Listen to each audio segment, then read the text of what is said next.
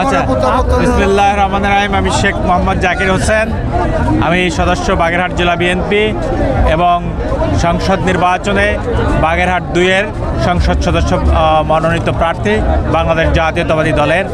আপনারা দেখছেন যে রাত 12টার সময় এই 300 ফিট এলাকা লোকে লোকারণ্য হয়ে গেছে।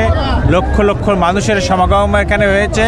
এদেশের মানুষ যে তারেক রহমানকে কতটা ভালোবাসে তার প্রমাণ এখানে রাত এই 12টায় না আসলে আমরা নিশ্চয়ই অনুধাবন করতে পারতাম না। আমরা আশা করছি আগামী নির্বাচন তারেক রহমানের নেতৃত্বে এদেশের মানুষ জাতীয়তাবাদী দলকে নির্বাচিত করবে, যার মাধ্যমে এদেশে গণতন্ত্র ফেরত আসবে, এদেশে সুশাসন ফেরত আসবে, এদেশের অর্থনৈতিক যে স্থবিরতা আছে সেই স্থবিরতা কাটিয়ে উঠে আমরা একটা সুন্দর বাংলাদেশের দিকে যেতে পারবো এই প্রত্যাশা করছি।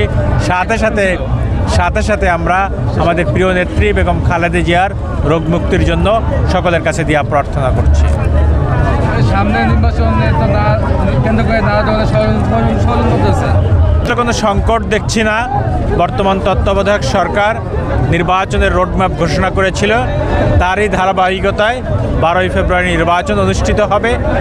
এখানে যতই ষড়যন্ত্র হোক এদেশের 18 কোটি মানুষ তারা নির্বাচন চায়, আমি আশা করছি, এবং আমাদের প্রিয় নেতা তারেক রহমান দেশে ফিরে আসছেন। সুতরাং কোনো ষড়যন্ত্র করে এদেশের গণতন্ত্রের অগ্রযাত্রা, বাংলাদেশের অগ্রযাত্রাকে কোনোভাবে ব্যাহত করা যাবে না।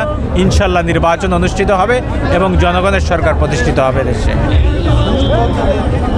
যদি সুষ্ঠু নির্বাচন দেওয়া হয়, বিএনপির নেতাকর্মী এখনও আছে, যে কোনো ষড়যন্ত্র বিএনপি ইনশাল্লাহ রুখে দিবে।